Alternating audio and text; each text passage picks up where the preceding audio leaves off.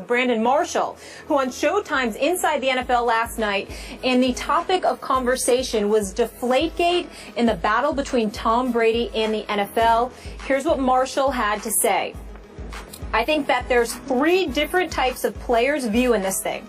Number 1 is the fighter. I think there's guys that's in the fight with Tom. The second is cowards. I call them cowards. That's the guys that are afraid to face Tom Brady. They want him suspended. I don't believe in that. And the last type is the race card. There are a lot of players out there that believe that white players, specifically at the quarterback position, are treated differently. It's not just African American players. I've had this conversation with Caucasian players as well. The most important part of this whole discussion is for the process for the players. They just want the process to be fair and right. They just want to get it right. Marshall never holds back, Stephen A. What's your reaction to those comments?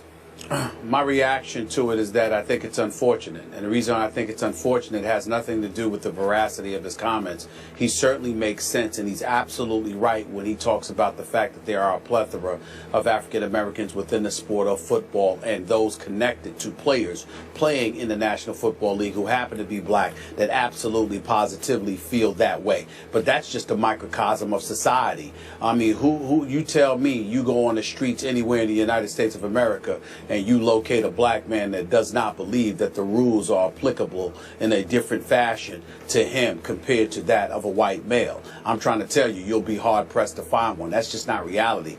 Everyone recognizes in the United States of America, particularly when it comes to white male, that there's a different standard upon which they're held. So when you look at it from the perspective of what what Brandon Marshall is saying from a macro perspective, he's absolutely right. But Skip Bayless, the reason why I would label it unfortunate is because at the end of the day, if you're working there for Showtime, if you are a football player within the National Football League and you happen to be black and you use the Tom Brady analogy to bring up racial disparity, it simply doesn't hold water. And these are the kind of things that hurt us in terms of addressing the issue of inequitable treatment because it simply makes no sense and it doesn't hold water. When you look at Tom Brady, you're talking about an individual that is being pursued by Roger Goodell in terms of a suspension because of deflated footballs. Well, guess what? When you think about the black males that have gotten in trouble with Roger Goodell, domestic violence, domestic, assault, weed all the time, smoking weed, getting suspended for those transgressions, what have you. Deflated footballs are simply not comparable to that. Now, I do understand that Brandon Marshall didn't mean to bring attention to Deflategate and compare it to what he was alluding to in terms of bringing those comparisons into the equation. But the fact of the matter is, if you're somebody not just outside of the black community, but inside the black community, when you hear his statements, ultimately you're going to compare Tom Brady and the issue of deflated footballs to some of the transgressions some of these black players have found themselves in. And there is simply no comparison. Deflated footballs or not, Tom Brady has been a model citizen. He has been an ambassador for the National Football League. His integrity, the way that he lives his life in terms of his quality of life, how he conducts himself as a law-abiding citizen, he doesn't even belong in the same sentence as the Ray Rices of the world, the Greg Hardys of the world, and others. He simply has no place being drawn, having his name thrown in there. And by Brandon Marshall making the statement that he made, although from a societal perspective, there isn't a black person worth their salt that can even remotely deny the veracity of his comments, this was a bad example to use it from. We're talking about Tom Brady here and the issue of deflated footballs. When you talk about the fact that, whether or not somebody black would have gotten away from this and all of that other stuff, it makes absolutely no sense in this argument whatsoever. Because the black folks that have gotten in trouble in the National Football League, it hasn't been for deflated footballs. It's been for, some would say, violent crimes. That is the difference. And I think that his comparison was misguided in this particular situation.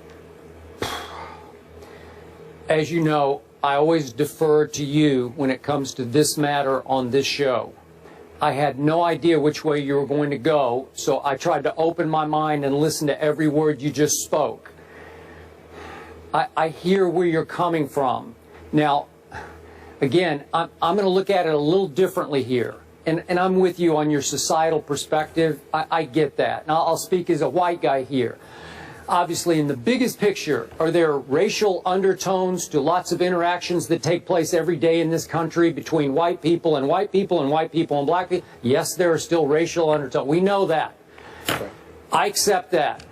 I try to fight that, but I accept it. Now back to this. This was a strong statement that our guy Brandon Marshall made, and I'm a big fan of his personally. We've talked about him. I like him very much personally. I appreciate the struggle he's had and how far he's come within his own personal struggle. But this was a bombshell that he dropped. And when you drop that bombshell, you need to be able to back it up and defend it. So I look at Roger Goodell's recent track record in court that he has taken a beating for of late. What is it? The last 6 times he's lost in court. We've talked about it to death here on this show. So some of those cases have involved Ray Rice and Adrian Peterson and Greg Hardy, and Jonathan Vilma was sort of the lead figure in the Bountygate case that got overturned by Tagliabue. Well, none of those guys were white, obviously, and they got in the end, they all got a fair shake. So, so I'm just going to throw out just an example here. I'm going to go to another star quarterback, a guy who probably should have won the last 2 Super Bowls, named Russell Wilson. If Russell Wilson had been thrust into exactly the same situation Tom Brady just got out of, so far so good, Russell Wilson obviously is an upstanding citizen. He's got a clean track record within the NFL and legally. I got to tell you, Stephen A., I think he would have gotten the same fair shake from Judge Berman that Tom Brady got. I could be wrong about that, but I hope I'm not. And then I think of other high-profile black stars in this league with clean track records in the NFL and legally. I think of DeMarco Murray. I think of Calvin Johnson. I think of my guy, Darrelle Revis. I have high regard for these men who are role models and upstanding citizens, and if they got thrust into the similar situation Brady was in court, could they have prevailed also? Would they have gotten the same fair shake, open mind from the judge? I think so. I could be wrong about that. I believe so as well. Okay, so it brings us back to what Brandon said. Man, that's a strong statement. Many times we talk about how it applies here, how strong I was about what Riley Cooper said. He should have been cut the next day for what he... That's a whole different situation than the one that's operating here. Well, allow me to interject. First of all, if I wasn't clear, I apologize, because I agree with every single word that you just said. We have no disagreement. As a matter of fact, that's the point that I ultimately was trying to elocute. The fact is that Roger Goodell has gone after white players. He's gone after black players. When he suspended Sean Payton for the year as the head coach for the New Orleans Saints, last time I checked, he wasn't black. When he suspended Greg Williams indefinitely, the defensive coordinator in Bountygate, last time I checked, he was not black. When you see them sitting there going after the New England Patriots, Robert Kraft, his friend, Bill Belichick, the confiscation of a 1st and 4th round pick, those are not black individuals that represent the face of the New England Patriots franchise, and certainly has he been in tireless pursuit of Tom Brady. Tom Brady doesn't happen to be black as well. And so the point that needs to be made here is, while we appreciate the level of sensitivity Brandon Marshall continuously strives to display, and we definitely appreciate it, in this particular instance, I think his arguments are misguided. Because from a macro perspective, meaning a societal perspective, whereas I think that he's absolutely right, I don't think that's a case that can be made when it comes to the National Football League. And allow me, Skip, to take this a bit further, both Skip and Molly. What I'm deeply appreciative of when it comes to the National Football League is that Roger Goodell goes after everybody equally, it appears. But the other thing is that let's keep in mind how some of the more upstanding African Americans in the National Football League have been mistreated by their own. When Jonathan Martin was enduring a bullying scandal with Richie Incognito, the guys within the Miami Dolphins organization seemed to side with Richie Incognito, going so far as to label him an honorary brother. Now, Jonathan Martin has subsequently come out and conveyed some of the issues and problems that he's had since childhood, and we all have respect and sensitivity towards that. But it doesn't negate the fact that some of his quote-unquote own turned against him. When you look at it from that perspective, that's a problem. What about Russell Wilson and people in Seattle allegedly claiming he wasn't black enough? Well, who the hell gets to make that call? He's an upstanding citizen. He's an upstanding young man. He seems to be a pretty cool brother to me.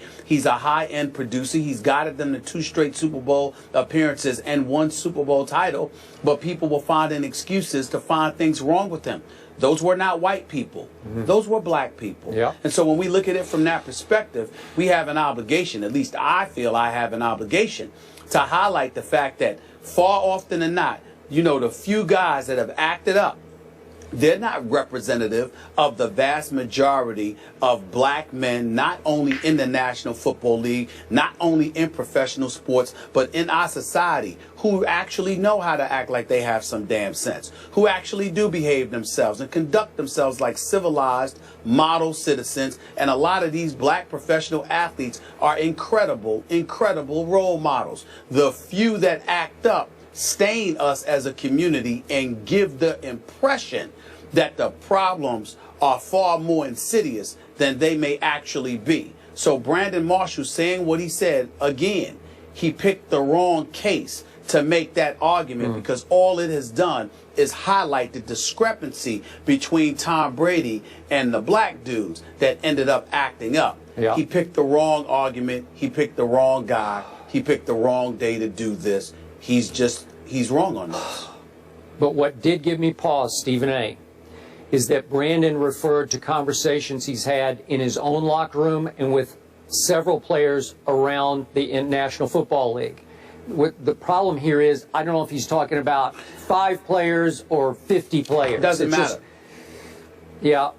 The reason allow me to enlighten you on this point, Skip. It doesn't matter, because what he's speaking about, there are a lot of instances, for example, where guys won't sit around and get intimately, in depth rather, into a conversation like that. They'll say, yeah, this is just another example, or they'll complain or lament the state of affairs because they know what exists from a macro perspective. But if they're dissecting incident by incident, case by case, they certainly couldn't make that argument in this instance, which is why it was a bad choice for Brandon Marshall to make in terms of picking this particular instance. The only point I will give Brandon, if he wants to go bigger picture to quarterbacks, just in general, regardless of race, get preferential treatment in the National Football League. Well, absolutely they do, because this game, in the end, it belongs to those quarterbacks. It is nothing without those star quarterbacks. So if you want to go there, I'm fine to go there.